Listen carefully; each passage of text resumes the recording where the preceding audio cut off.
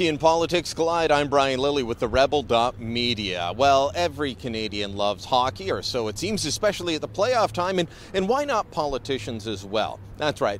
Politics and hockey are colliding, and not just with politicians putting on a team jersey to show they're one of the people and try and make sure they get votes come election time. No, now it's being used as a political issue. See, there's a debate before Parliament right now over Bill C-377. That's the bill that would force unions to disclose contracts over $5,000. It's a way to make sure that the billions of dollars collected tax-free and with the full force of the law from Canadian workers and then spent however the union bosses want, it's to give some disclosure, some transparency to those dues-paying workers. But, well, the NDP and the Liberals don't like it. So in question period on Wednesday, the NDP actually raised the specter of this hurting the NHL Players Association. While millions of fans of the Montreal Canadiens, and of course Calgary Flames fans too, anxiously await round 2 of the playoffs, along comes another blow to C-377, the Conservatives' blindly ideological anti-union bill. The Hockey Players Association says business deals involving video games, hockey cards, and international competitions could be in jeopardy. Does the government realize that its half-baked bill will adversely affect that part of our national economy that revolves around our national sport? Now, why is the NDP sticking up for the NHL Players Association, the Socialists sticking up for millionaire hockey players? Well, that's because Donald Fair, who heads up the NHLPA, wrote a letter to senators asking if the NHLers and their union could get an exemption from Bill C-377. He says it would really hurt them in their ability to sign contracts with everything from hockey card makers to video game manufacturers, except that's all a load of bunk. Donald Fair used to head up the Major League Baseball Players Association.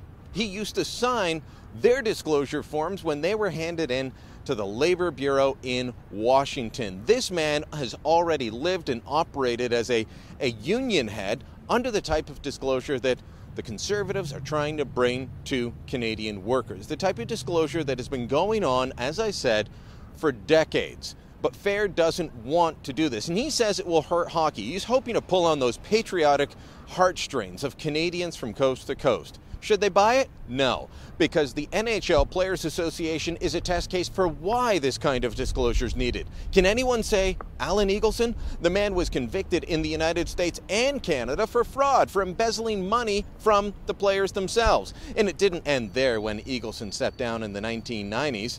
In 2007, a group of players, including Jeremy Roenick, Denny Savard, Bob Probert, they all got together and tried to get the financial statements from the union. Their agent and lawyer had to get involved because they just weren't getting the kind of information they were looking for. Earlier than that, Chris Chelios and other retired players had sued the union for disclosure of how their money was being spent. This is a union that has had problems time and again. Unfortunately, though, it's not just unions for millionaire hockey players that, well, collect the money and then don't spend it as it should or try and hide how that money is spent from its members. Ken Pereira was one of the star witnesses before the Charbonneau Commission. That was the big commission that was must-see TV across Quebec. It showed the collusion between unions in the construction industry, the contractors, organized crime, and politicians to host taxpayers and dues-paying union members. We discovered things like the one union spending $1 million to help rebuild a strip club for the Hells Angels. Yeah, all of that coming out. Well, Ken Pereira was one of the star witnesses because he blew the whistle on his own union, and he appeared before the Senate last week pleading with them to pass this bill. I am a unionized worker. I am a union leader. I was the business manager of local 1981 millwrights of DFTQ Construction. I saw things that shook me. I thought I could change them from within, and I was wrong. Today they say I'm a whistleblower. I was a so-called star witness about union corruption at Quebec's Charbonneau Commission. I no longer work in my beloved home province of Quebec. I live there with my wife and our 2 kids, now young adults, but I have to work elsewhere. My life was threatened. No one should have to do what I did to ensure financial activities are lawful. I am a big union believer, but there are things in this country that must change. Now, Parliament is going to rise soon, and after it rises for summer break, it likely won't come back before we're into a full-on election campaign. Bill C-377 is opposed by the Liberals and the NDP. Both parties have said that they would repeal it. Justin Trudeau going before the International Association of Firefighters, which, by the way, is headquartered in Washington and lives under these sorts of rules. But he promised the Firefighters Union he would scrap those rules in Canada, even though, as I said, they already live under them. It's how we know the firefighters gave $8,100 to the Ontario Liberal Party. This sort of bill has to pass, and it has to pass soon, so that the billions collected by force of law from workers' paychecks, so that those workers and the public knows that it's not going to fund mob corruption, so that it's not going to pad the lifestyles of executives like Alan Eagleson or others.